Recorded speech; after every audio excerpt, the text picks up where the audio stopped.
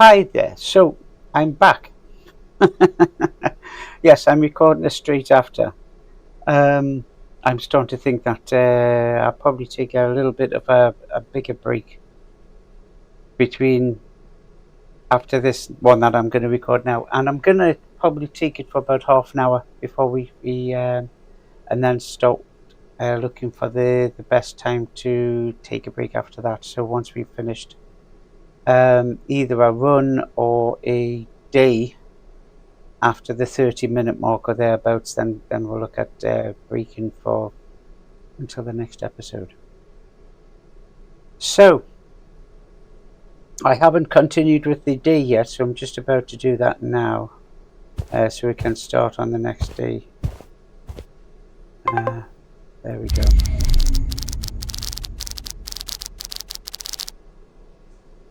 So we've got 117. Now we're going to need 105, so that's going to push the pressure up. You pussycats all very back to being healthy. Where are you? There you are. Right, so you do have a bit of food, and you do have the cat trying to play with. Right, so thinking of going out there, particularly after what happened yesterday, in-game yesterday, of course. It does, and I'll be honest, it does bring a bit of hesitation. And because of that, this is going to be a good time just to introduce the idea of intrusive memories. I know it's a bit soon to be having intrusive memories about the game, but this video is not about the game, it's about PTSD and trauma. Now, intrusive memories are involuntary. They're vivid recollections of past trauma, and those can push the survivor back into the moment, into that moment of the trauma or an emotionally connected event. In PTSD, especially complex PTSD, this follows prolonged abuse. These unwanted, intrusive memories can feel as if the trauma is happening all over again. For example, one study found about 92% of people with PTSD or complex PTSD suffered nightmares. And nightmares are a form of intrusive memory, with CPTSD patients having them even more often. These memories often include intense sensory detail, the lights, sounds, smells, and can just suddenly turn up in the memory, into the mind, without warning. In practice, a seemingly harmless cue, a noise, a smell, can instantly jolt a survivor, forcing them into the emotions of the past. And I could go into media, how some media have presented these sounds. It could be a violin, it could be a screech of nails down a blackboard. Now, me saying that might actually give a visual feeling for somebody to reimagine that sound of the scrape of the nails on the blackboard. And that can be considered a form of intrusive memory. It's more of an intrusive emotion linked to a memory. Now, in Order 13, the intrusive memories are illustrated by the sounds, the soundscape. I'll just give you some examples. You've got the footsteps.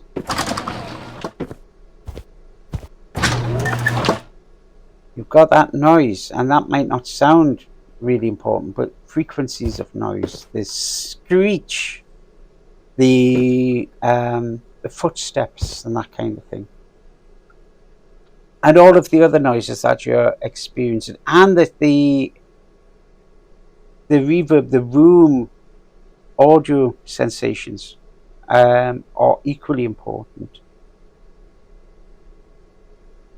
So those sounds in the game can abruptly yank trauma survivors' focus the gameplay that you experience in the game, it mirrors a reality, almost an unreality, an unexpected alarm now and again, or noise, or footstep, or fall, or clank of a piece of metal forces the player to react quickly to save the cat. Particularly the screech of the cat, like it's in pain. And that's much like how a survivor must scramble to ground themselves when an intrusive memory hits. Both scenarios show how an intrusion can command urgent attention, disrupting whatever else what was happening. So if you imagine if somebody's trauma, past and trauma, involved smoke, and if that person is sitting in a railway, on a railway platform late at night, and somebody is to one side sneaking a smoke, and they're smoking away at a cigarette. Now the first smell of smoke might not be thought immediately as somebody smoking a cigarette, but may hit the lizard brain as fire.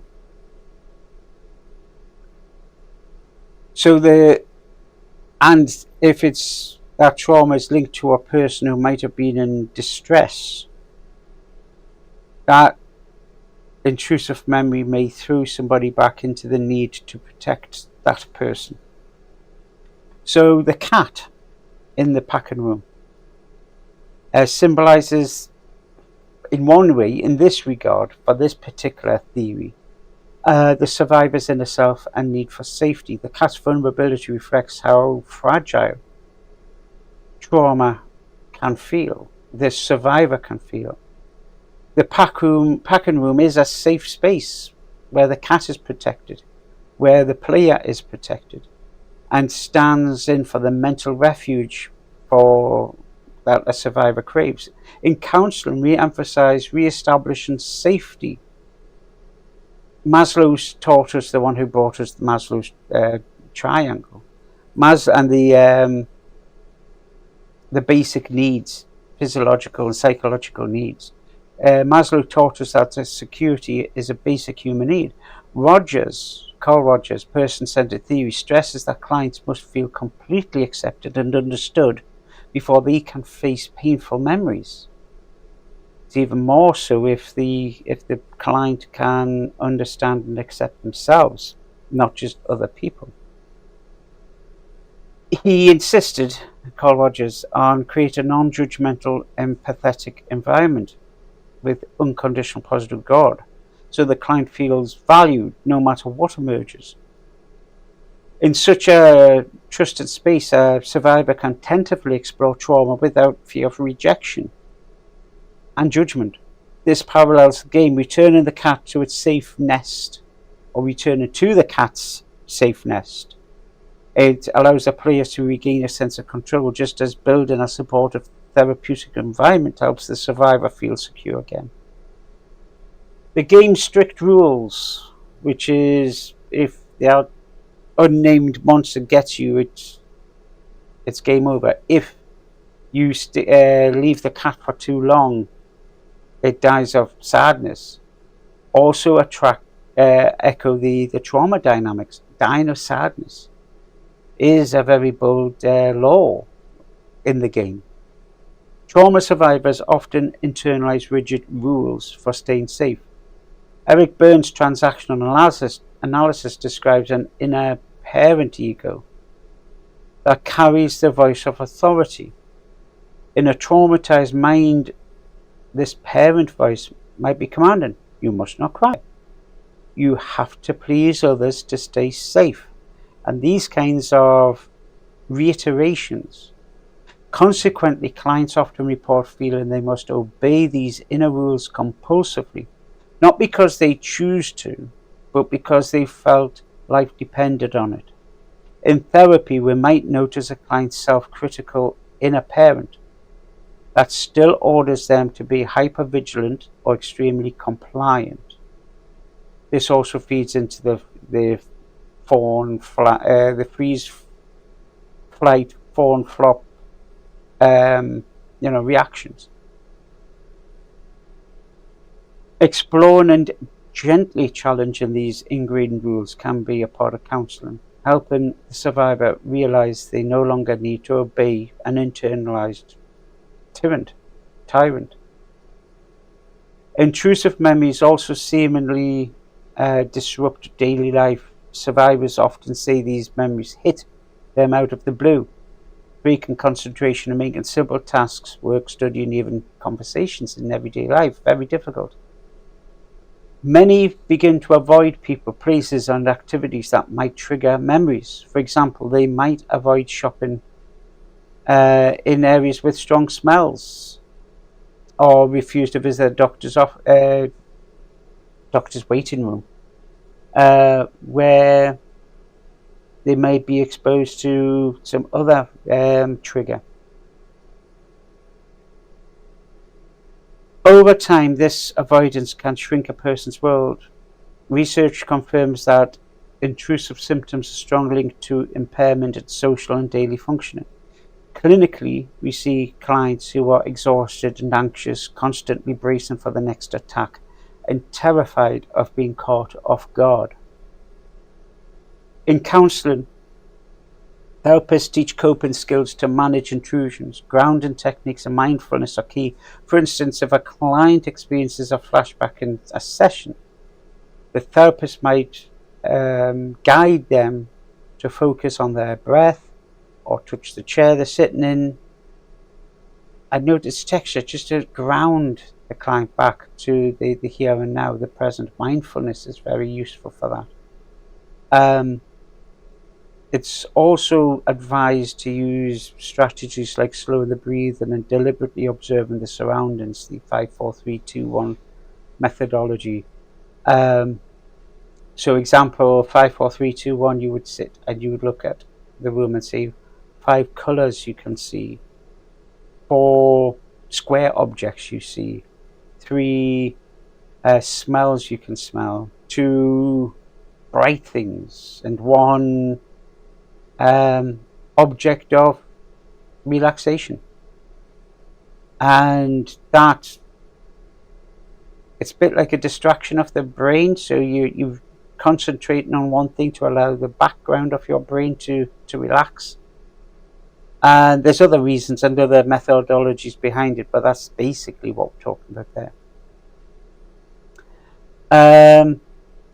The idea is to remind the client or the person that it's just a memory and to help them step back. Clients are also taught to allow the intrusive image to come and go without struggling, the kind of non-reactivity that is a core mindfulness skill. Therapists encourage building comforting rituals, a warm drink, a caring hug, even a self-hug, where you hold and you have the butterfly kind of hug. This aligns with Rogers' focus on acceptance. Therapists validate the client's fear and confusion, modeling the unconditional acceptance that the client often lacks in life. We also can bring in things like acceptance and commitment therapy. When clients feel they are met with genuine understanding rather than the judgment, then gradually they learn to be kinder to themselves during these distressing experiences. From a humanistic perspective, Carl Rogers would argue that each person has an innate tendency to heal and grow once given the right conditions. Trauma, however, often erodes self-trust and self-esteem. Rogers pointed out that without unconditional acceptance from others, people can develop harsh self-judgments. In therapy, we work to reverse that, providing empathy, authenticity, and acceptance, so that the client's real self can come forward. As Rogers famously said, the curious paradox is that when I accept myself just as I am, then I can change. In practice, this means helping the survivor gradually accept even the intrusive memories, as painful as they are, instead of fighting or denying them. Over time, this acceptance opens the way to genuine change and healing. Bandura, his social cognitive theory, also offers insight. He emphasizes cope and self-efficacy. the belief I can handle this as central to recovery. Bandura and colleagues found that survivors who feel capable of managing trauma-related stress generally adapt better. In fact, studies show that a stronger sense of self-efficacy often predicts better PTSD outcomes than almost any other factor. In counseling, therefore, we work to boost clients' confidence. We might set small achievable goals, for example, practicing a grounding exercise at home, to give the client a sense of mastery. We might also use role play or share stories of others overcoming similar struggles to provide vicarious modeling. In this instance, I would say as research, homework, particularly if you're looking at things from a CBT perspective where homework is more often used. If the client is catastrophizing and saying, I can never fix this and nobody can fix this, then ask them to research and see if that core belief is true or not. Each success or reassurance builds the client's belief that they can cope, counteracting the helplessness imposed by trauma. On a neurobiological level, intrusive memories reflect an overactive fear circuitry. Brain research shows that during a flashback, the amygdala, the brain's alarm center, fires intensely, while parts of the prefrontal cortex involved in evaluating safety are dampened. The hippocampus, the memory organizer, is often affected too. PTSD and CPTSD patients tend to have reduced hippocampal volume, meaning their brain has trouble placing memories in context. Hippocampal volume basically means the part of the brain shrinks because of neuroplasticity. In simple terms, the brain acts as if the past danger is present now. Counselors sometimes explain this so clients understand it's a brain-based reaction, not just in their head, they're not making it up, it's an actual physiological thing. Knowing there's a biological reason for their overpowering memories can reduce self-blame and guilt and shame. It's normal brain hardwiring after trauma. Cultural and social context also shape how intrusive memories are experienced and expressed. In some cultures, talking openly about personal trauma is taboo. And drama, I suppose, because you can't have trauma without drama. Survivors may feel intense shame or fear of stigma. These clients might avoid describing their memories altogether. Therapists have learned that some people will express trauma indirectly through art, writing, or metaphor, if direct talk feels too dangerous, and also if it's not appropriate, particularly if you're working with children and young people. You may be more reliant on using art as a form of communication rather than speech. In other cultures, healing often involves family or community, so a therapist might include relatives in education or therapy. For example, a collectivist approach might draw on community rituals or support networks as part of the healing. Being culturally sensitive means recognizing these differences, what makes sense to the client's background, bearing in mind that you've also got to remain within an ethical practice. As one review notes, culture shapes the meaning of trauma and can either help or hinder recovery. So counselors adapt their approach to each person's values and support system. Intrusive memories and CPTSD are involuntary replays of trauma that can suddenly break into a person's present reality.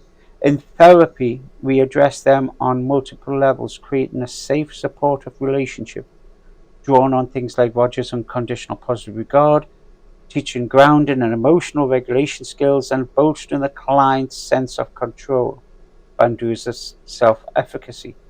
We also educate clients about the brain's role in trauma, which helps normalize the experience. By combining empathy, practical coping techniques, and cultural understanding, counselors help survivors manage intrusive memories.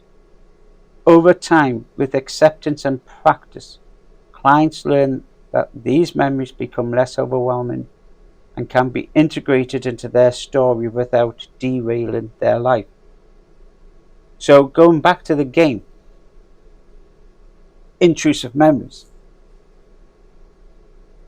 I'm going to have to repeat this.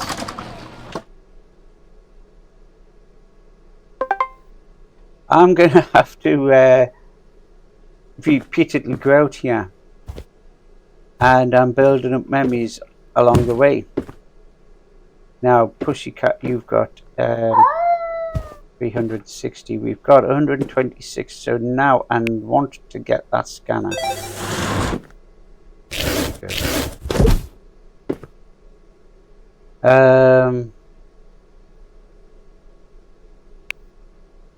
Now the other thing is, it's kind of like I've expected that you start buying stuff for the cat always. How are you for food? You've still got some food. We've got 76. So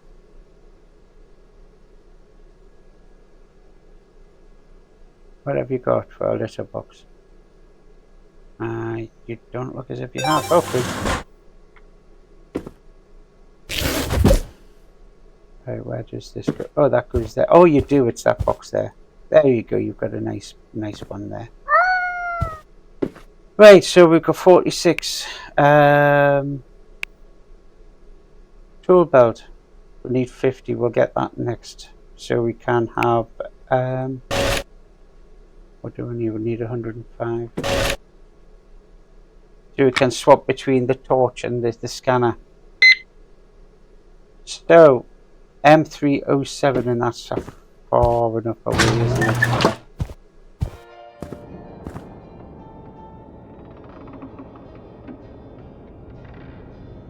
And I turned the sound off.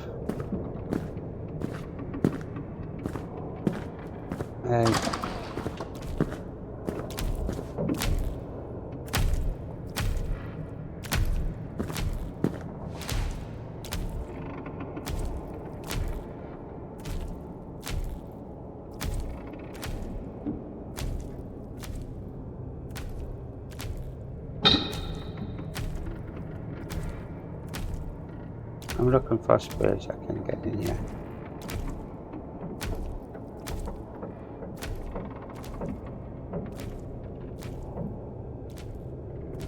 Right, it's gone in the distance.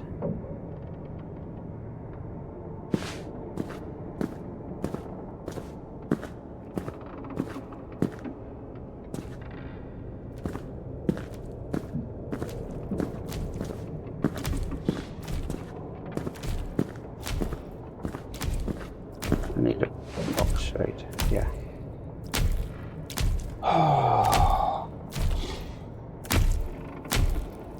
And it is very easy. There you go. It is very easy to start thinking about what happened last time and the time before.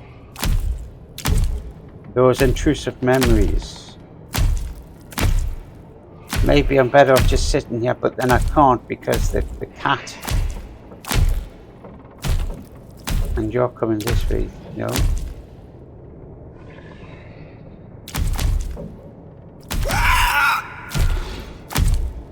It's just there, I can just see it there. And it's, I'm getting that red haze up here.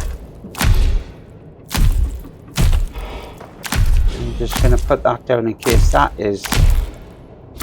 might be encouraging it. 1 second. Yes, it is. When I've got that out and turned on, it seems to encourage it. It seems to bring it towards me and start screeching and screaming. Hold on.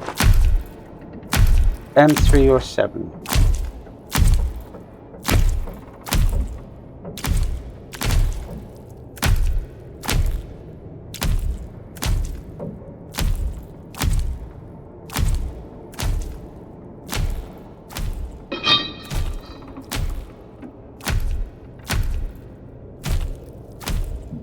I know I'm in the wrong aisle, but I want to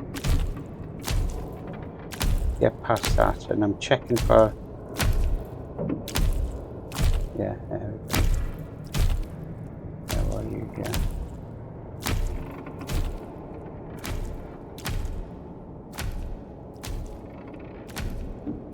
Okay.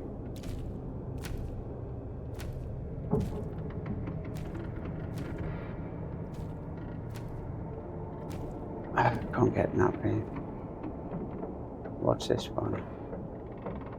M307, so it's up here, but it's 2 rows across.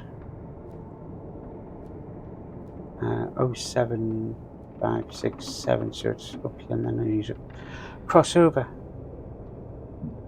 somewhere around here, and it should be here.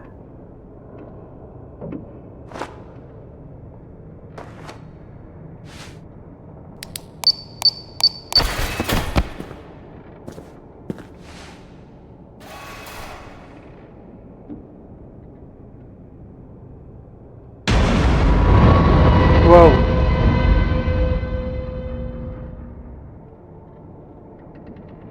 Oh dear.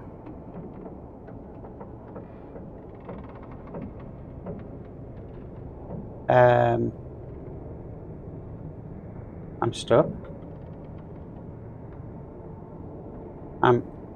Oh right, I can move it.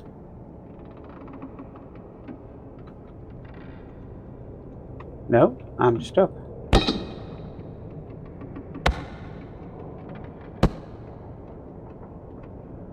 I'm literally stuck.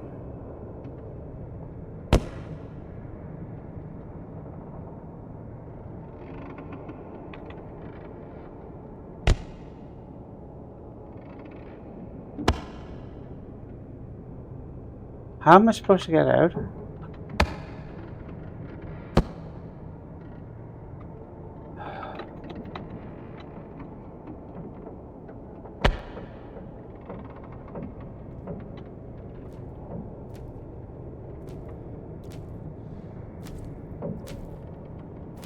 Oh, well, that's brilliant. That's brilliant. Not.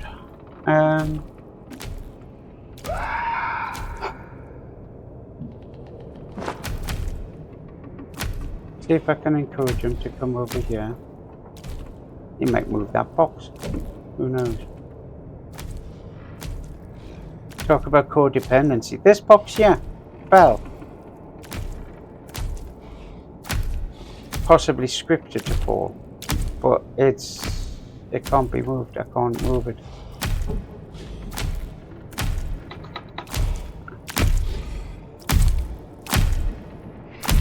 And go over there.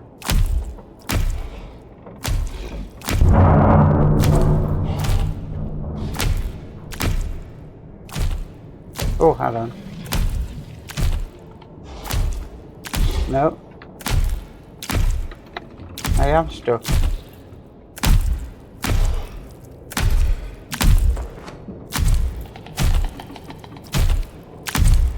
Right, you're there. Right, come on. Come on then.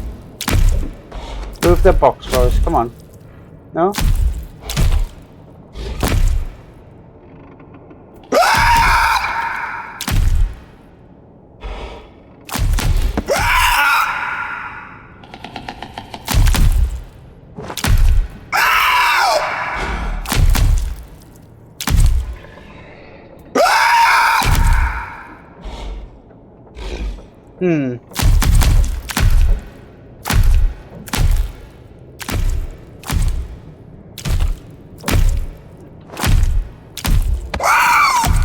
Right, I managed to get out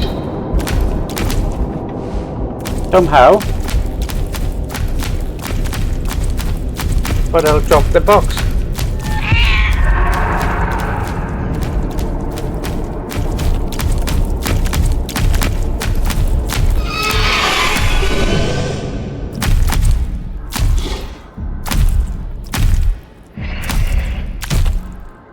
That's not fair, that is not fair. And very demonstrative of complex PTSD. Something else that's not fair. Now, where did that box go? There.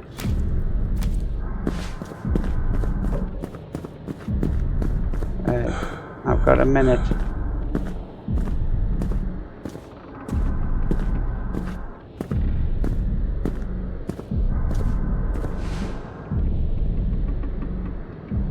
I'm gonna have to just try. I know stamina as well.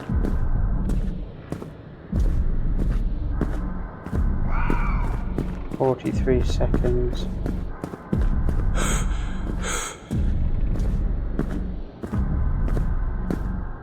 "33. Oh, come on. There we go. 25. That was so unfair. So unfair. Oh.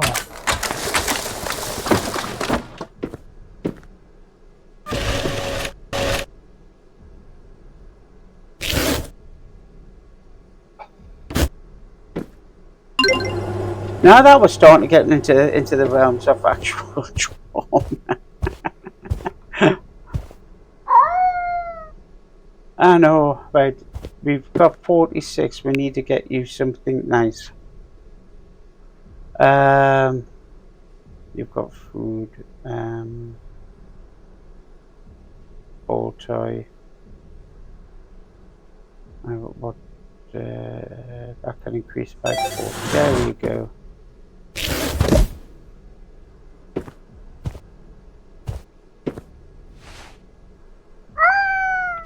Sorry, pussycat. So what we got? Can we give you food? Okay. Now can you start to see some of the those codependencies coming into action? I've got to make sure that pussycat here is feeling good, so I can go out and re-traumatize myself. I'm laughing. I know I'm laughing, but you know. S3030. Yes, but we're 32 minutes in. I'm not going to quit.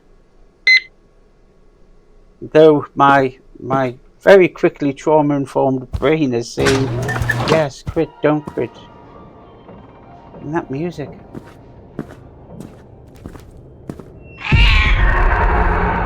What?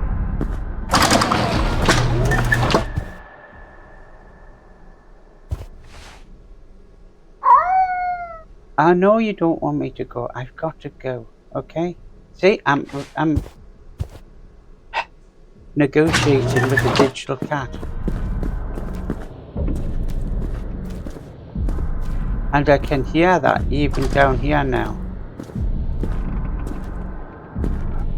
And I can't get round here. I'm gonna have to go in here. Which means I'm gonna have to come back here and then in here.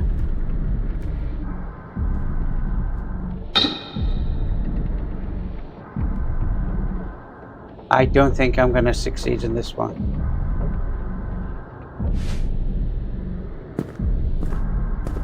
S303, just in case that machine is...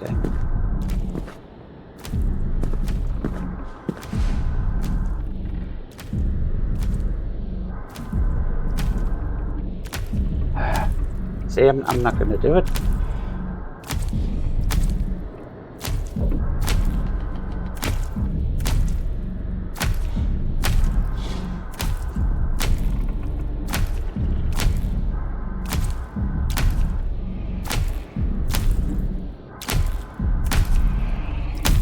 And this is a real good demonstration of PTSD and the experiences of it when somebody's been triggered and they're getting that trauma reflex.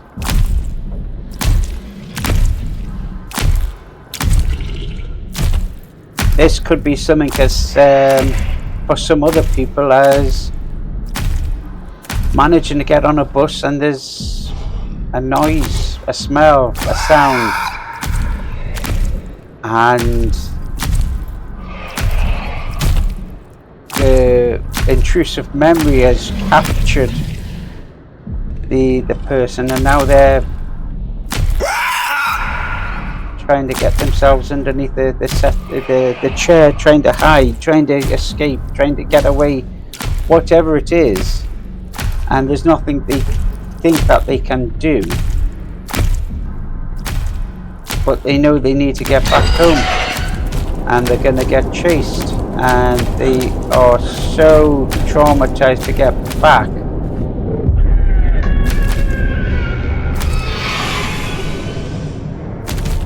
And it's game over. But not quite. Because like this game, there's no getting out, there's just restarting. And we've gone to 35, just over 35 minutes. We're not making much progress in the game. And I do apologize that, but this isn't a let's play. And that's my rationalization. So anyway, next time, at least in the next video, and I'm going to take a little break for before I continue this. I won't go into all of the in-depths of intrusive memories. But now that I've introduced intrusive memories, then I've just noticed I've got that spot. That's the effect of, not the game, of summer cold. And my throat is...